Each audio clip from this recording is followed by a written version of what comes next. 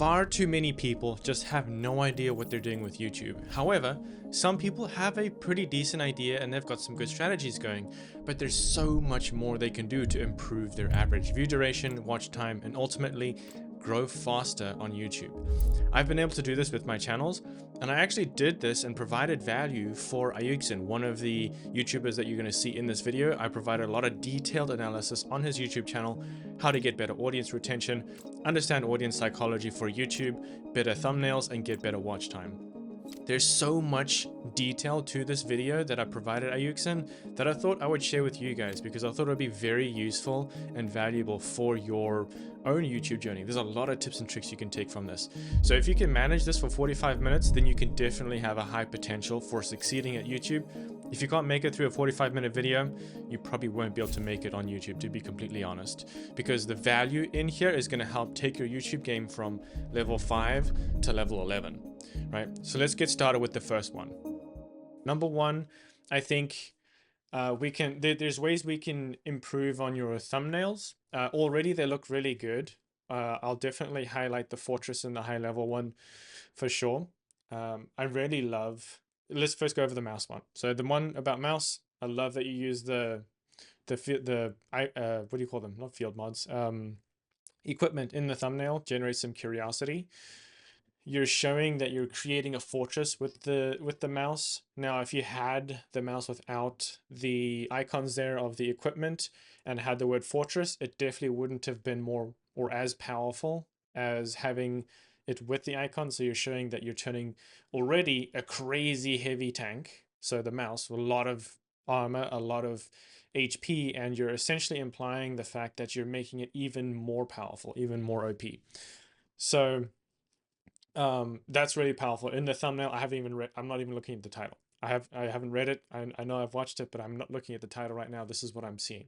So great work on the thumbnail there. When it comes to the title, I built an invincible mouse in World of Tanks that supports the thumbnail. So the goal here, this is a perfect example of how you can use the thumbnail to support the title, and you've done that really well here. So for example, with the title, it's supposed to help fill in the gap with the thumbnail, if there's any, right? With this particular thumbnail, I think you did really well, and there's not a whole lot of gaps to fill. So really, the title could go any direction. What you're trying to do with the thumbnail and title is make them complement each other, right? And I'll show you in some situations where you haven't done this so that you could kind of look more on what not to do. And then you could also, for example, with this mouse video, you can look at what you should do. So you're generally trying to generate one of three feelings or emotions with your thumbnails.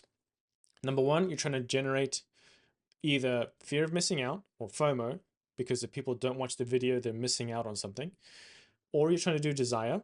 So generate some desire, like I want that. So for example, I want to have a fortress of a mouse. I want to just have a mouse in general. Maybe a lot of players don't even have it and they're grinding towards it.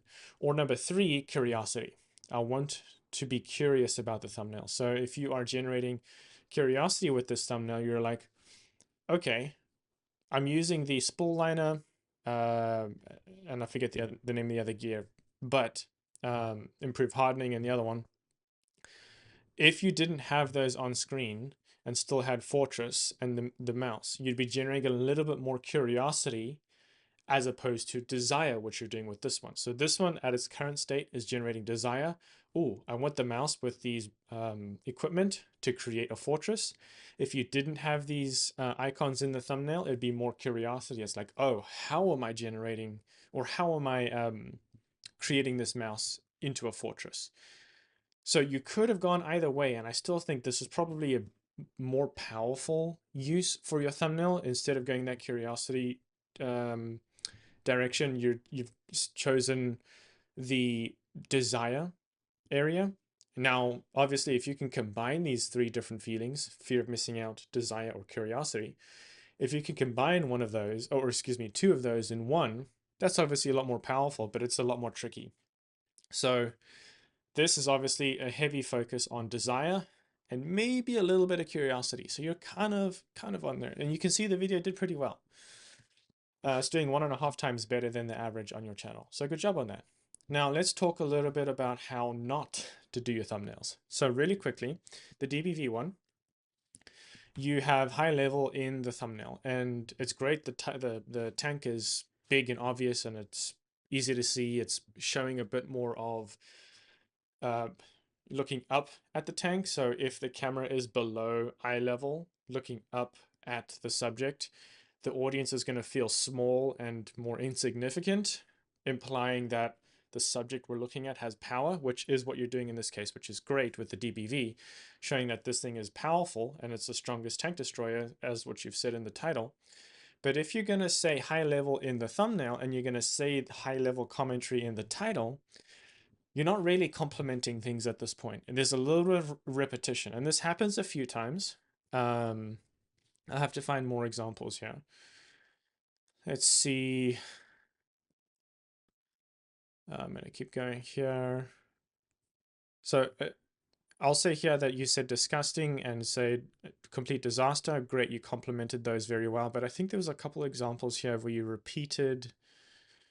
So here, I mean, you repeated it again here, which is fine. I mean, the video did really well. I think because of the topic, you can see I'm watching these 2-hour videos all the way through because I mean, this video changed my light tank gameplay, by the way.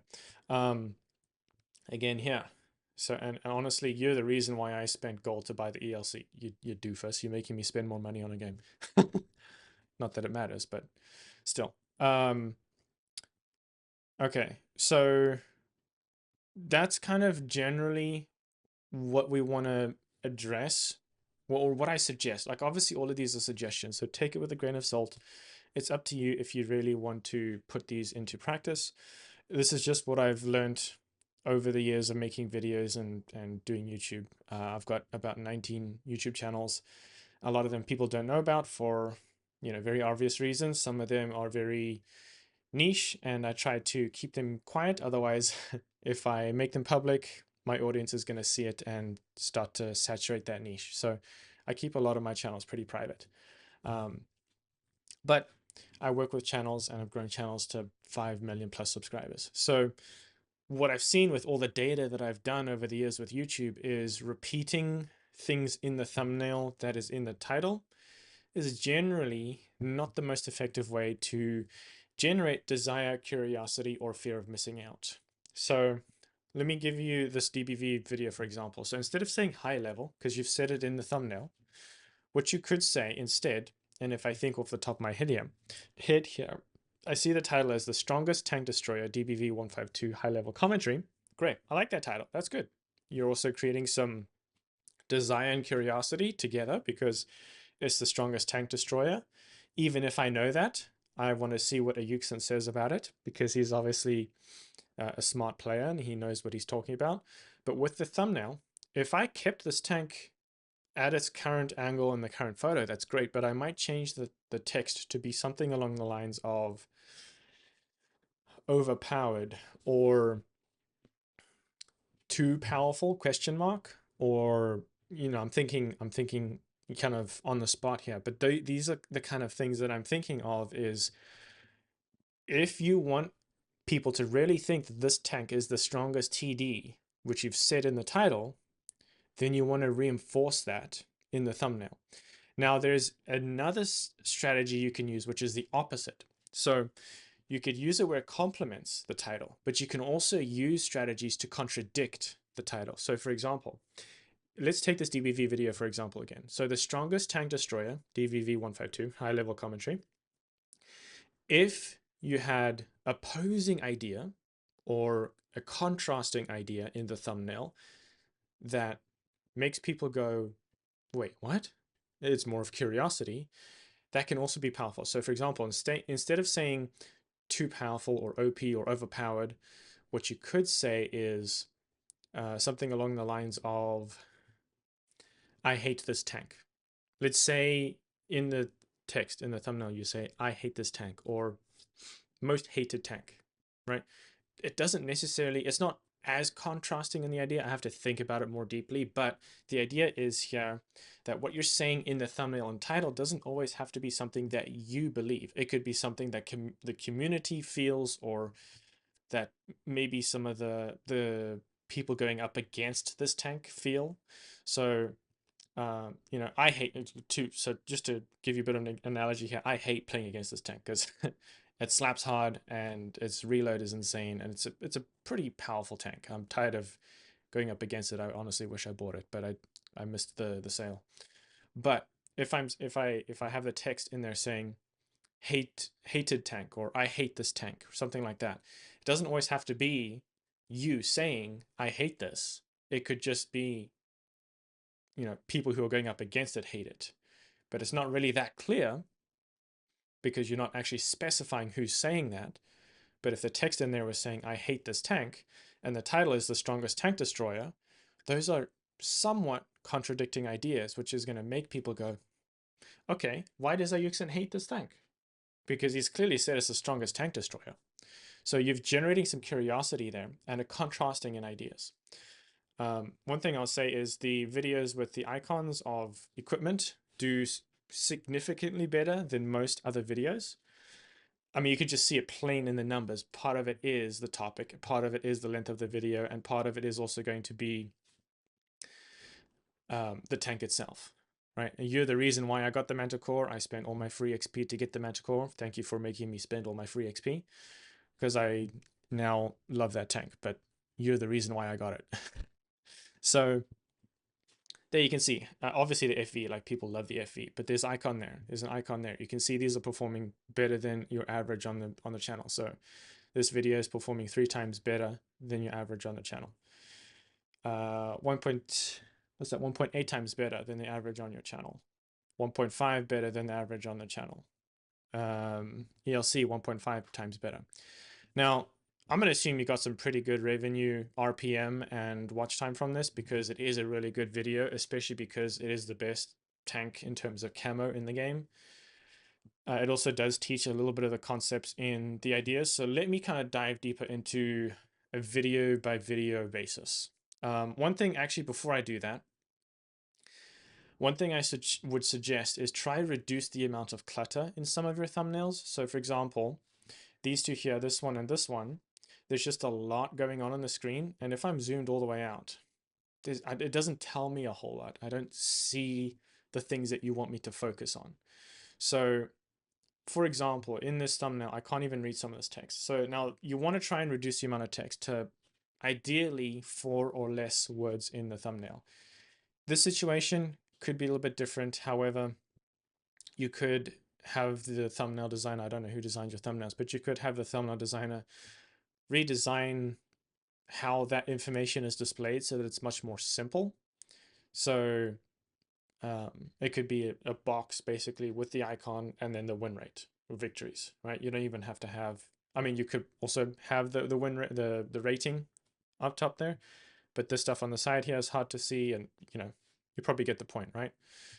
Same thing with up here. A lot of this information is going to create distractions, and it's going to take away focus from what you want your audience to see.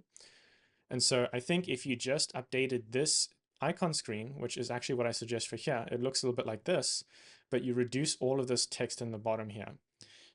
And maybe, you know, you keep the tank, you keep the name of the tank and the icon in tier 9. You could change the number to say something, or to have this banner. So you are, what does it say? The top 10 or something? I can't read that. But maybe you have that much more obvious and clear, and that's the only thing you see in that. Making things a lot obvious and simple in thumbnails often are much more powerful. Less is more. So let's talk about some of the videos on a case-by-case basis.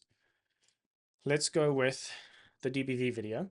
And I'm going to kind of run through some of this and show you a couple of these examples. I'm not just going to give feedback on thumbnails and titles, but also the psychology of how you keep your audience watching, how to, in a sense, trick them to stick around and keep watching and make them forget that they're actually watching a video. I'll also talk a little bit about the pacing. Pacing is super important, especially with your videos. You're doing a little bit more high production quality. So there's some music, there's editing, which I'd love to know a little bit about your process too, if you want, because I'm assuming that you know, whoever's editing it, which by the way, they're doing a great job, is recording the gameplay of the replay afterwards, because that's how you remove your face from the screen when you're doing the voiceovers. I don't know. Let me know how you're recording it, because I'm curious. I could better help you as well. But let's dive into this one. The DBV152 is an... Okay, immediately, don't do fade-ins. I've lost interest already. Just to be completely blunt, I'm not trying to be mean. I generally want you to improve and make better videos. Starting a video with a fade-in is a little bit weak and honestly a little bit lazy. But starting with music is often good, and then talking 2 or 3 seconds later is a good start, but fading in is not ideal. Because what you want to remember is, if let's see, where can I find, I'll find a sketching. Let's see if I can sketch something here. Okay, so the idea here is, when you are generating interest, you don't want to start low. So actually, let me first say that this is your graph, right? So let's say this is the graph, and you have 50% of your audience here, you've got 100 here, and you've got 0 here. You don't want to start your video with half of your audience engaged in your video and then slowly bring it up. That just doesn't happen. It's not realistic, right? And this is time, right? So over the course of the video, you know, this is the end of the video, this is the beginning of the video. You don't want to be generating interest or slowly increasing the interest as they go, right? Ideally, what you want to do is to start with 100% of your audience interested in the video, because they just clicked on it. They want to watch it. Your thumbnail and your title did their work. They clicked on the video and they're interested. So you've got 100% of your audience starting, and naturally you're going to lose your audience over time. But this is much more powerful, because if you're starting with your audience interested in the video, and only 50% of them are interested in the video, you're still going to lose your audience, and you lose more of them by the time you hit the end of the video, to where if you started with 100% of your audience with their interest, right? Terrible graphics and drawing. I don't have good drawing skills, but hopefully that got the idea across. So a fade is going to lose your interest, your audience's interest, pretty quickly. Absolutely insane tank destroyer. We have one of the highest alpha damage, good camo, mobility, and truly rotational turret. The potential of this tank will be unlimited once you learn a couple of tricks that I will be sharing with you in this video. That's good. So you are getting your audience to watch more of the video because you're saying, I'm going to teach you these tricks in this video. That's awesome. And there's a lot of other times you say things like this, not the exact same thing, but you say things like this to keep them watching. Always use that, because then they go, I want to know the answer to that. These are called open loops. And when you open a loop, you're essentially opening up a can of worms in a sense. So for example, I hate this tank because of this number one thing that frustrates me the most.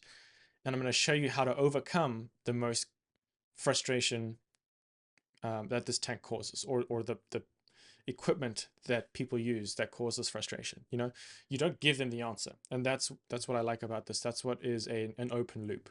Now you can open multiple of those throughout the video. You don't have to just open them in the intro of your video. You know, this is a 2-hour-long video, and I think you do this in your ELC video, but having more of these 10, 15, 20, 30 minutes into the video and answering them further down into the video is also really good. So before you close an open loop, before you give them that answer, you're opening another one so that when they do get that answer, they're still watching for the next one. Hopefully that made sense. And I have prepared a couple few.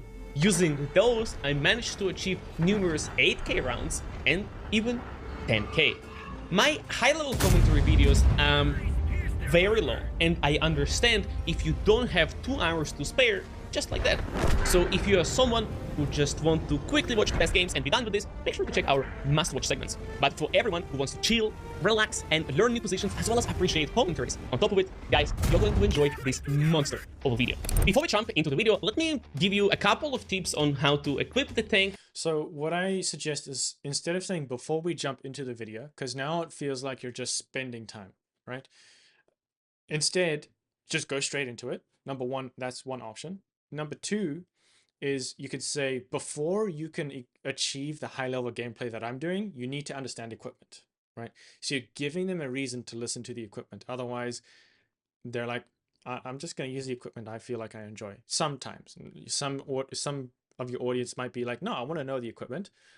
But to maximize your audience retention, I don't know if you see a dip in your graph here, in your view graph. I'd be curious to know. But to keep more of your audience interested in the rest of the video, not just here, not just to stop them skipping from this part of the video, you want to give them a reason to listen to it, especially the boring part of tanks, which is in your garage. Especially for new players, it's pretty overwhelming. There's a lot of stuff you got to know. Giving them a reason to listen to it is going to be very important. So instead of saying before starting the video, I'm talking about this, give them more of a reason, more of a compelling reason. So turning it on its head and saying, but in order to have this type of high level gameplay, you need to understand how equipment works with the DBV. And then you go into it, whatever that content is. I also do like this, especially for people who are waiting for you to finish talking about equipment. It's quite helpful. It's some good value. People see that you value their time, and you're providing even more user-friendly viewership. That's not a word, but I'm trying to find the right word. But you're just making it as intuitive as possible, which people see and they value. And what build mods choose for DBV 152. While watching the games, you will notice that I'm using a little bit different equipment, and instead of improved aiming, using experimental mobility system level 3. That piece of equipment is amazing for aggressive playstyle, but during recording of this video I actually noticed that most of my shots are fully aimed. And so I decided to play DBV with improved aiming and increased chances of me hitting my shots by sacrificing a little bit of the mobility. So this setup is perfect if you are not so confident and want to take your time at the beginning of the game. Good. Our second equipment is going to be for when we are playing on open maps. Malinovka, Prohorovka, Sand River steps, when you can get use of your view range, spot enemies first to get a couple of shots. See, this is valuable stuff, because a lot of people like, what equipment do I pick on what map? And to be honest, I don't even have the credits or stuff, even though I've spent a lot on tanks. I just don't have enough equipment for 2 loadouts. But still, it's nice to know what equipment I know works best on a lot of maps. Maybe what you could even suggest in these tank showcase videos is what's a good all-round equipment loadout, just because a lot of people just don't have the resources to buy 2 loadouts. That would be my only suggestion, since I kind of in that situation. Advantage, play with optic. When it comes down to field mods, it's actually very interesting because there are a couple very important ones. Starting with the first one, you always want to go for extra HP on the track and better maneuverability. Picking the wrong one here is literally going to make your tank slowpoke. Later, better accuracy, better view range, and here, if you are not playing with improved aiming, I would literally recommend you picking none of this, because you get, I decided to go for better reload, sacrificing a little bit of the accuracy, but since I'm playing with improved aiming, they kind of counter each other. But half a second extra reload can be huge sometimes. And on the level 8, no-brainer, better engine power by sacrificing 0.04 of the aim time, be my guest, super worth it. Before we jump into the video, I want to share with you my tactics to make DBV 152 shine. Since I have fully rotational turret and good mobility, there is nothing stopping me from playing this tank aggressively. So, firstly, I love to use my speed and get into position to punish slower enemy tanks. Having turret at the back of my tank only complements this playstyle, since I can peek with my back out, do damage and come back and bring it quite awful. This helps me to... I won't refuse of... Okay, I'll show you how you used your intro format better, because this isn't your most powerful way that you've done it so far. It's good, don't get me wrong, but there is a couple scenarios where you did this better. And I think it was the Manticore video, and I don't think that's... Okay, that's not the next one. That is... Oh yeah, it is the Manticore. Okay, this is the one that I thought was really well done, and I'm going to show you some things and how you can replicate this, because I think you got some pretty good watch time from this, but it also did better than your average. And I think you should use some of these tactics on future videos. This is my Manticore, and this is Bond low noise exhaust. I combined it with Bond optics and commander vision system. Yummy. One thing that I might suggest is instead of revealing what equipment it is right here in the first 12 seconds, because then I go, oh, I got my answer. I'm going to go load this up and end the video. I know what equipment AUX uses. Instead of revealing it, you could leave a question mark in the last slot, or both. But they already know that you've got the low noise exhaust because it's in the thumbnail. You could leave a question on both or just the last one of these boxes, so that they want to continue watching to know what the other equipment is that you paired it with. And then you would say, I paired this low noise exhaust system with 2 other pieces of equipment that made this Manticore absolutely powerful. So you're not revealing everything right away. That get me watching for sure. At least the first 30 seconds. If you can get your audience making it to at least the first 30 seconds of your video, chances are they're going to probably watch at least half of your video, if not most of it. These are the tricks that I've used to get to 87% audience retention. So I'll just show you kind of in one of the kind of on my stuff here. If I go to the home page, you'll see, I've done retention like this, right? So this is 66% of people making it to the end of the video, whereas yours I think was here like 30%, right? So this is the kind of techniques that I've used to get audience retention. And as you know, if you can get your audience to keep watching the videos, you know that you make more money out of that. YouTube does too. So YouTube's incentivized by that. When they see a video having high retention, they're going to promote it. It's no brainer, right? But then if you're getting more of your audience to the end of the video, you can capitalize on that by getting them to watch another one of your videos, which I've seen you done before. And I'll make sure that we highlight that as well. But back to kind of what I was talking about here. He absolutely broke the game. 7K, boys! And I could look down here and I could see the other equipment you're using. So if you have the question marks on the 2 things, you might have to, I wouldn't say blur it, but maybe get the editor to copy and paste a screenshot of this empty box and put it on top of these so that it doesn't look like you've manually hidden them. There's also small things that you can do to help improve your audience retention like that as well. With so much camo, I'm nearly invisible. I can scout right by the enemy noses in the open. But it gets even more ridiculous. We can outspot enemies and do damage at the same time. All of it completely undetected. So you can see here, you take your face cam in and out from the actual live stream VOD. So that's why I'm assuming either you record on a separate PC, just the gameplay itself, or you actually go back and record the gameplay from the replay. I don't know. Let me know how you guys do this, because I think it's a really powerful technique. And something that I think you've done in the future is when you record your voiceovers, you're recording your face as well, so that you bring that up on screen while you're talking, slide it out, and then slide the replay screen of you back in. I think that's powerful and just adds an extra bit of to the video, Okay, I can kill him now, unspotted.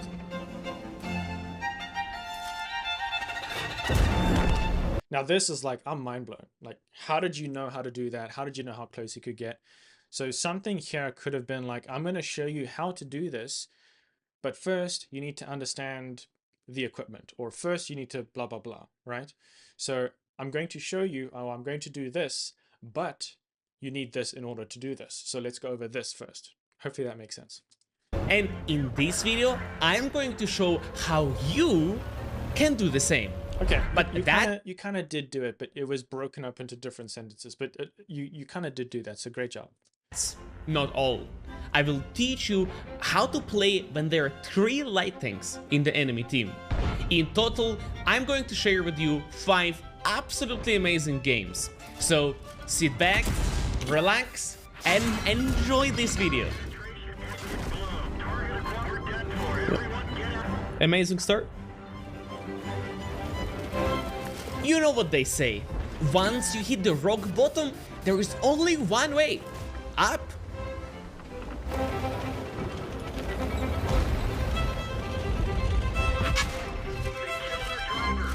I like what you're doing here as well, talking about rock bottom and showing your bad experiences, because a lot of players feel like they're in this position too and they want to get better. So you're not just showing the good stuff. You're showing the bad position that they're in, they need to improve their gameplay, the struggles that they're experiencing, and now you're giving them even more of a reason to find the solution to their problem, which is they need to improve their magical gameplay. So good job on that too.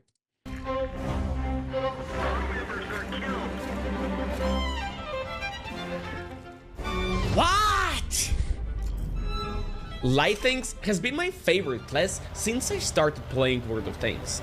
Now, over a decade later, I figured... Honestly, what I might suggest, I don't know if you have the how this even works, because I know I've seen QB use like a free camera in World of Tanks where you can move around the battlefield and stuff. I don't know how to do that. I've never seen that in World of Tanks. Maybe it's a mod or something. Maybe you have access to it. Maybe it's a dev tool. I don't know. But I'd say utilize that more. It gets some cinematic shots, especially when you're in the beginning of games like this and you're doing a voiceover. Having some of those more interesting shots will help improve retention. And it's just more interesting, to be honest. And you can add some really fun graphics or overlays, get creative with it too. Out the formula on how to play when there is much competition. You just have to avoid common positions. That's all. Oh no, not the EBR again, bro. I was not spotted? Ain't no way! Am I bugging?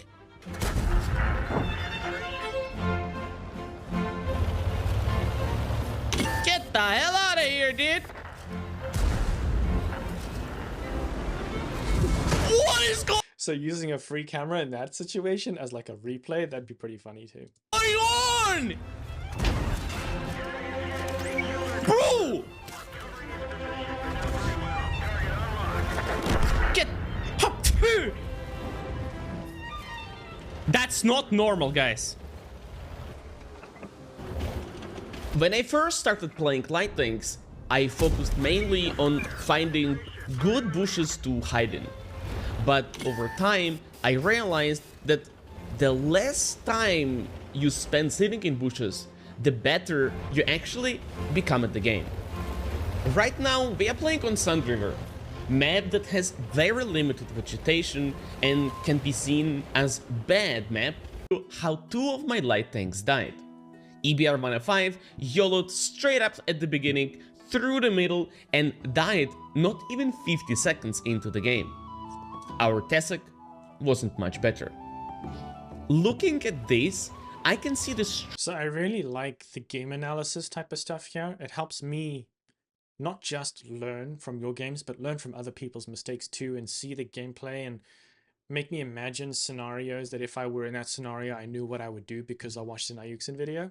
So keep showing different scenarios and breaking down games. Honestly, that might even be an interesting video to do is maybe you take 10 or 15 of your most high level gameplays that you did on many different tanks, cram it into not just their individual video analysis, but you can also do a compilation of those and essentially go into your past best and worst gameplay battles and do an analysis.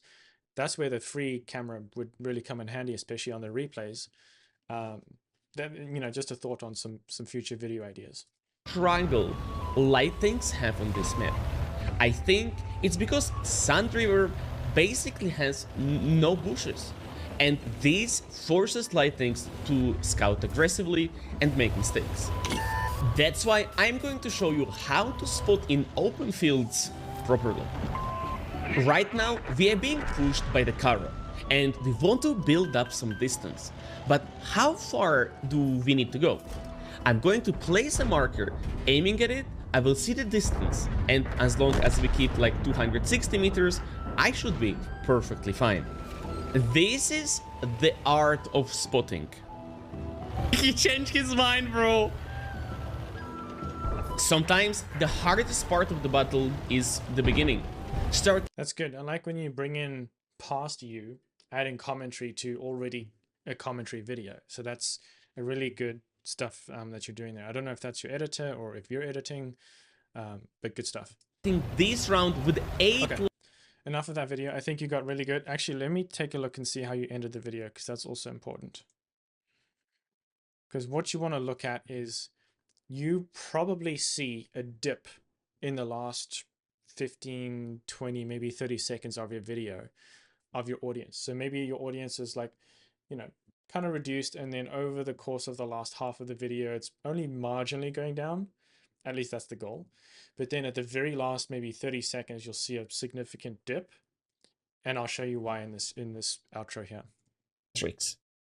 Thank you so much for watching this video. I really hope it was both fun and entertaining. If you learned a couple of things, give this video a like and maybe even subscribe to the channel.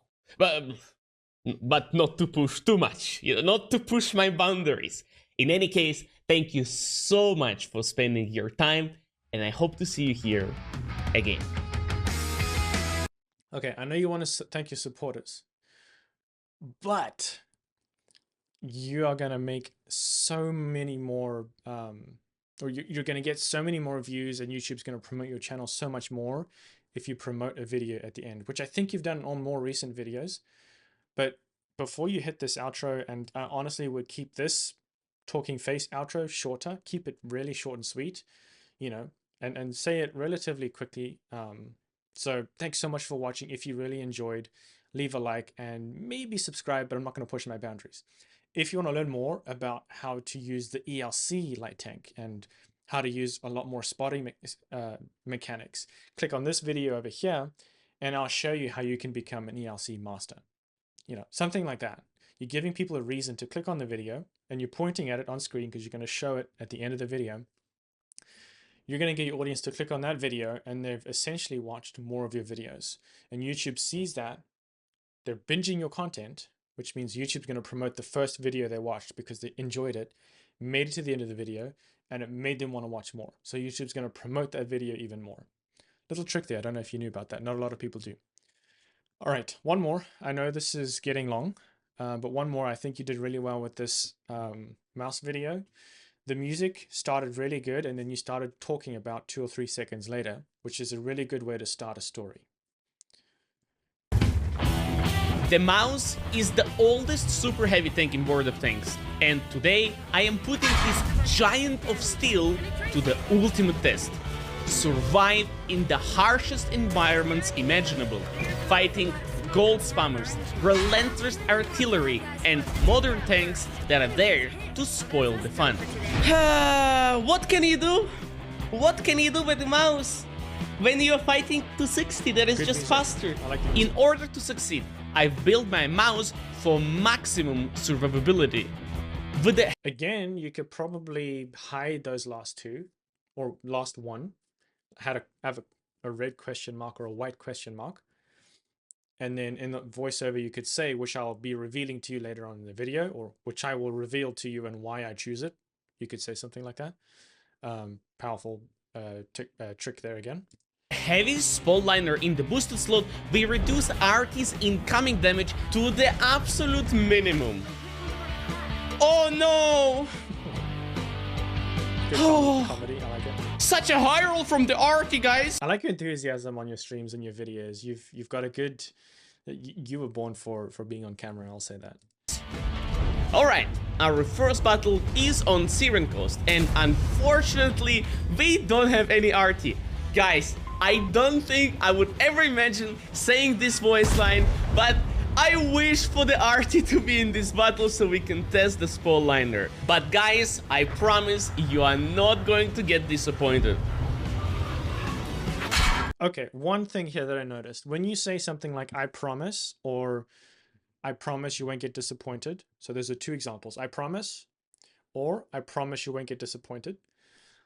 This is subconsciously bringing the audience's attention to you, trying to get them to watch more of your video. And some of them don't like it. Some of them feel like it's cheap. So a better alternative to go about this is saying something like, let me first understand the context real quick here, and then I'll give you the example. For the RT to be in this battle so we can test the Spotlighter. But guys, I promise you are not going to get disappointed. Meantime, on my way to the heavy... Okay, so you're talking about how there's no RT and you want RT to test your Spotlighter. So what you could say instead is, instead of saying, I promise you won't be disappointed, you could say, I really wish Artie was in here so I could test my spool liner. However, in my next battle, I'll show you what it looks like to have this OP spool liner or something along those lines, right? Something like that. You could say to, you're essentially alluding to something further on in the video without saying I promise, or some people say stick around or keep watching. Avoid those at almost every cost. Don't say stick around or keep watching because I will reveal this, this, and this. People know you're in a cheap way trying to keep them to watch the video. Some of them don't like it. Heavy flank, I decided to snipe and connected 2 easiest shots in my life and secured myself 1000 damage already. But I've noticed that most of my team is playing other side, and that's where I decided to take one cheeky breaky position. Okay, this is just perfection, guys. I'm gonna be sitting here, and they all gonna have to push past me somehow. If you didn't know, mouse has its superpower. Absolutely insane HP pool, but it is going to vanish quite quickly if you are fighting numerous enemies. Again, I would like during these transition points from a moment of action to another moment of action, like you've done, instead of cutting that stuff and just showing that action and showing that action, you're adding voiceover through it to give context as to what's happening, adding some of that cinematic shot of the free camera. I don't even know if you can use it, but like going back into the replay and filming this replay with the cinematic camera and inserting those shots in. Top notch if you can do that, dude. At once. That's why I decided to take this position, create crossfire, and have some distance between us.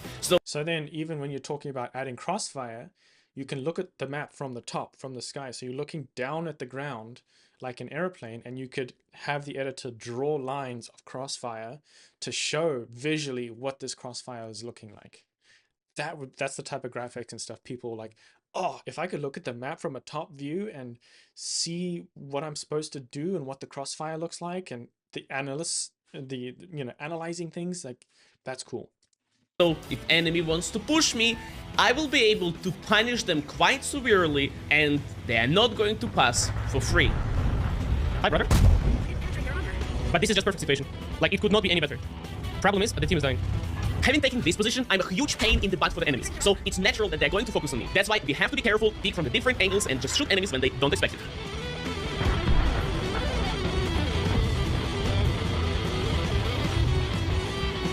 Okay, I think I've given you a lot to think about. I don't want to make this too long. But yeah, one of the thing in terms of thumbnails, I did forget to show you this, is when I'm doing my thumbnails, sometimes I use AI to generate a concept. Now, I don't know what your thumbnail creation process looks like. Maybe you're the one doing the thumbnails. Maybe you've hired someone to do them. Either way, if you've hired someone to do them, using AI like ChatGPT to generate concepts is sometimes a really good idea. However, it is going to matter what information you give it. So for example, context matters. So what I did was I provided just the best photo I had of you. And then the DBV. So this is for the DBV video, and I provided a few options, and you can see what I typed. I came up with it's okay. I mean, obviously I'm not going to use this, but it's got some good ideas here, and it recreated your face relatively well. It's not perfect, but it looks pretty good. It's important the information that you give it though. Then I told it to remove your face and add a shell. It didn't quite know what I was asking. It put the shell in the wrong spot. It should be coming out of the barrel, but hey, I mean, it doesn't quite look like the DBV, but this is still a concept, right? So this is how I generate concepts for my thumbnail designers.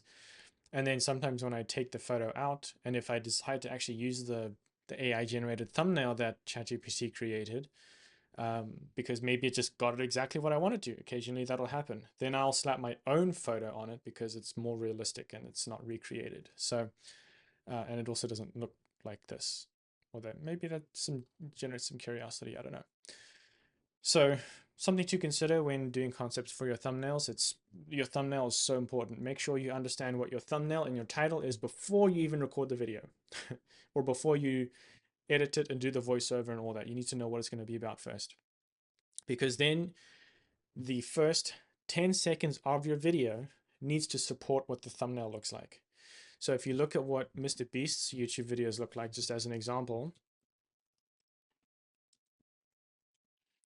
if I can spell his name right, you'll see that in the first few seconds, generally in the first few seconds of his videos, there's going to be, that's starting halfway through because I've watched it.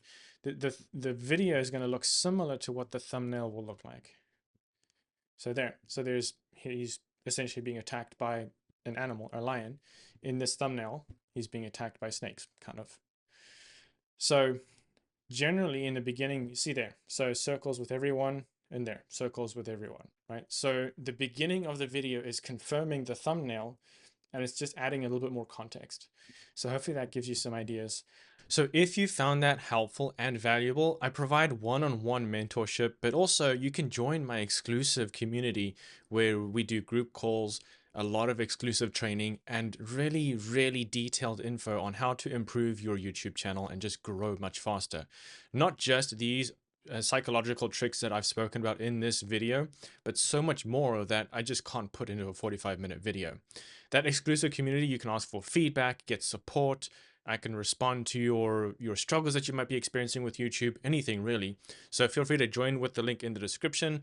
You can check out my mentorship as well if that's something that you really want to get into, to not just get support and feedback and get access to training material that you don't see anywhere else. It's exclusive.